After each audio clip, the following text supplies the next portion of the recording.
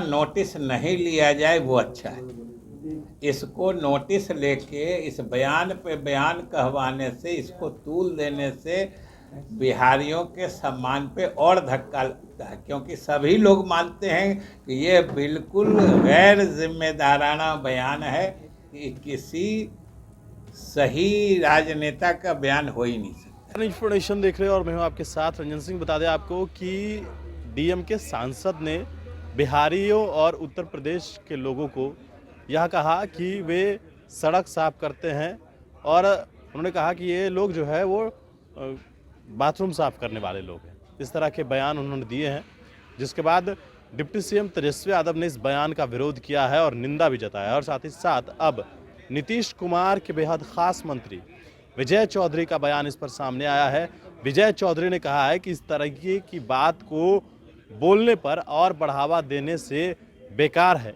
ये बात जो है वो फालतू है और इस तरह की बात होनी ही नहीं चाहिए। क्या कुछ कहा है विजय चौधरी ने, सुनवाते हैं बयान।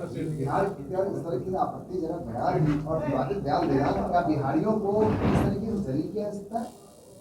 सबसे बड़ी बात है कि इस तरह के गैर जिम्मेदार बयान को जितना नोटिस नहीं लिया जाए वो अच्छा है।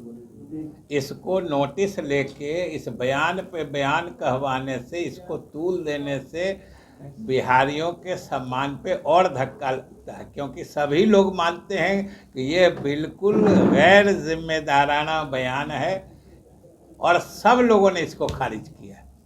सर कहा कि हिंदी भाषी लोग जो है टॉयलेट साफ करते हैं जितने भी, अब हमने कह दिया ना, वो कुछ बोल दिया तो वो जिम्मेदार हो गया। हम तो कह दिए कि किसी सही राजनेता का बयान हो ही नहीं सकता। उप मुख्यमंत्री ने कहा है कि जो बिहारी लोग हैं उनकी डिमांड पूरे देश में है, बिहारी मजदूर की डिमांड है, तो इस तरह का बयान नहीं देना चाहिए बिहारी मजदूर के खिलाफ। आप ही कह रहे हैं तो इसमें सवाल कहाँ है? आप तो कह ही रहे हैं नहीं देना चाहिए। कोई कहा है कि देना चाहिए? सब आदमी मानते, इसीलिए हमने कहा कि इस तरह के बयान को अनावश्यक तूल भी नहीं देना चाहिए मीडिया के द्वारा। अगर एक कोई इस तरह का गैर जिम्मेदाराना बयान दे दे तो उसकी जितनी उपेक्षा हो, उसको जितना हो, ऐसे बयानों को दरकिनार कर देना चाहिए। सुशील कुमार मोदी ने कहा है कि जेडीयू की राष्ट्रीय परिषद की बैठक है और उसमें ललन सिंह को राष्ट्रीय अध्यक्ष के पद से हटाया जाएगा क्योंकि लालू प्रसाद यादव के करीबी है। कैसे देखें? सुशील मोदी जी की स्थिति कुछ दूसरी है। सवाल है अपने दल के बारे में उनका कोई बयान आप पिछले 2 साल से सुन रहे हैं? इससे आपको क्या लगता है कि उनकी स्थिति अपने दल में बिल्कुल खराब या सतह से नीचे चली गई है?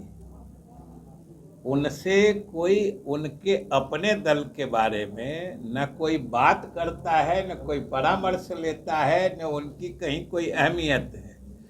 तो स्वाभाविक रूप से,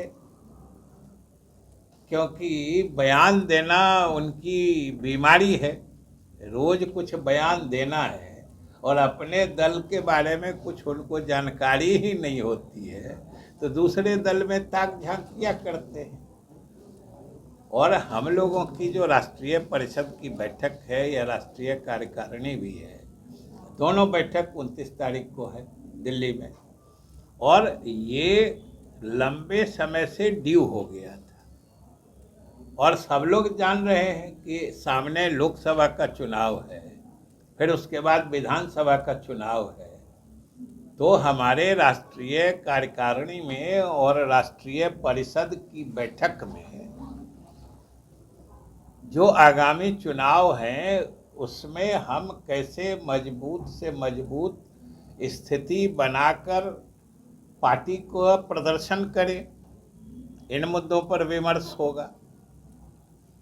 और पूरे देश के लोग उसमें आएंगे, बिहार के लोग भी जाएंगे। स्वाभाविक रूप से हमारे पार्टी की उपस्थिति बिहार और आसपास के प्रदेशों में ज़्यादा है, अन्य राज्यों में कम है।